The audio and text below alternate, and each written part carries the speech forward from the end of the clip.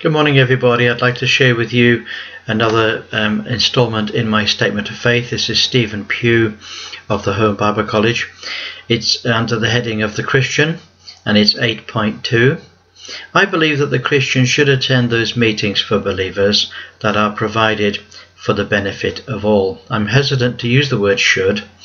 It could be the word ought, or it could be the word might, but I'm going to leave the word in.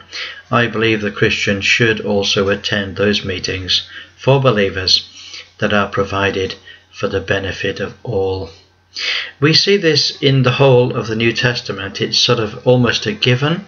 In Acts chapter 2 verse 1 it says that when the day of Pentecost came, they were all together in one place. And it's almost a given, it's an assumption that's made throughout the whole of Scripture that when there were meetings of the church, that all the believers gathered. In chapter 2 verse 42 it says, they devoted themselves to the apostles' teaching and to fellowship and to breaking of bread and prayer.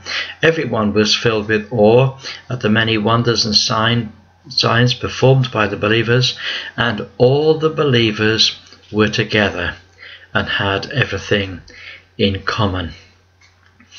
We also see in 1 Corinthians chapter 14 verse 26, now this we must bear in mind that this is in the apostolic era. What shall we say, brothers and sisters? When you come together, each of you has a hymn, a word of instruction, a revelation, a tongue, an interpretation. Everything must be done so the church may be built up. So the purpose of the meetings then was not just to attend, not just to put your name on the roll.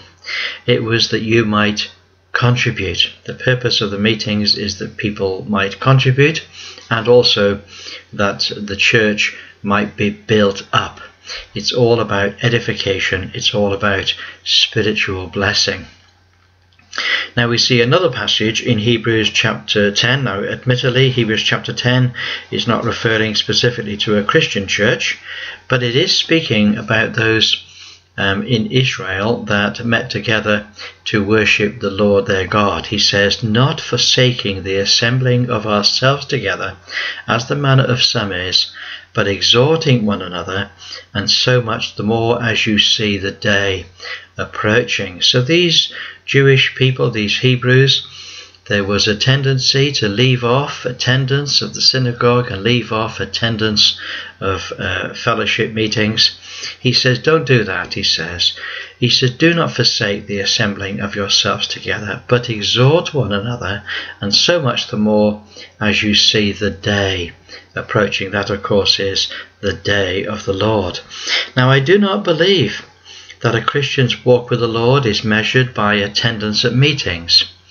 But I do believe that those who walk with the Lord will be delighted to not only attend the meetings of the local church, but also to actively contribute to those meetings. It's not just about attendance, it's about contribution. Well, God bless you. It's great to speak to you. Look forward to speaking to you next time. Bye for now.